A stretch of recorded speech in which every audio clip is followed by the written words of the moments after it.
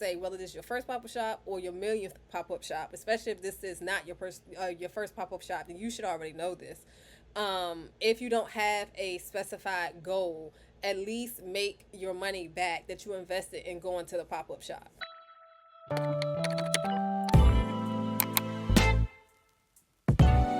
Something else that I will touch on, but I'm not going to touch on like too deep into and I'm not going to go too deep because it's really your preference and your goal.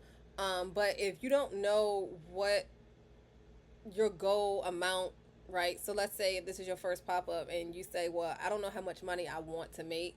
If you may be intimidated and say, I want to make 500, but I don't think that I will make 500, first change your mentality.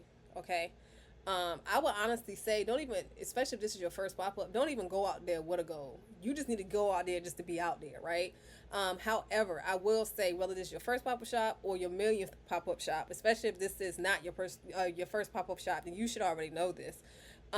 If you don't have a specified goal, at least make your money back that you invested in going to the pop up shop.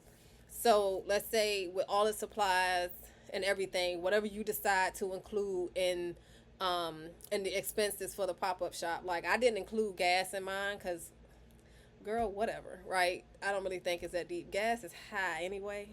Whether I'm including that in my goal or not, it's high as high. Now, if I was on a flight, if I was flight, hotel, all of that, I run my money back. But if I'm just going up the street, I'm not charging gas, right? But I will say, make sure that you at least have a goal of getting your money back based off the expenses that you put. So, or the expenses that you paid to go to the pop up shop. So, typically with the pop up shops, you have to pay for the booth rental. Then you have to pay. Sometimes they provide tables. Thankfully, the pop up shop that I went to, they provided me 2 tables, and it was $15 for both tables. So I thought it was gonna have to be $15 a piece, but they ended up only charging me $15 for both tables. And then the supplies that I got, like the tablecloths and all that kind of stuff, which again, just a reminder, will be linked down below. So, I would suggest just total all of that up. And let's say if it was $300, right? Then you'll say, okay, this is my first pop up shop. I'm nervous. I'm scared. I don't even really know if I'm going to make money or not. I'm going to set my goal to be $300. And then you make sure that you take products that is going to equal at minimum $300, right? So then that way, let's say if you sell out your entire pop-up shop, at minimum you're going to make your money back from the investment that you put to go to the pop-up shop. If it's $300 and your original goal in your mind was 500, but you still nervous, girl, just add the extra $200 to your goal.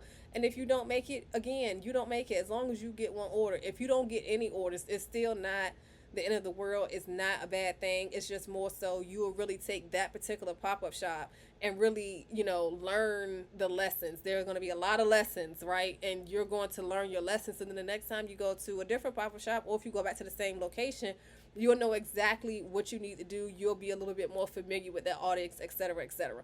But if you're looking for a financial goal, at the bare minimum, make sure that that goal is going to get you your money back. You want to get a return on your investment, okay? I just want to throw that out there, girl. You're welcome.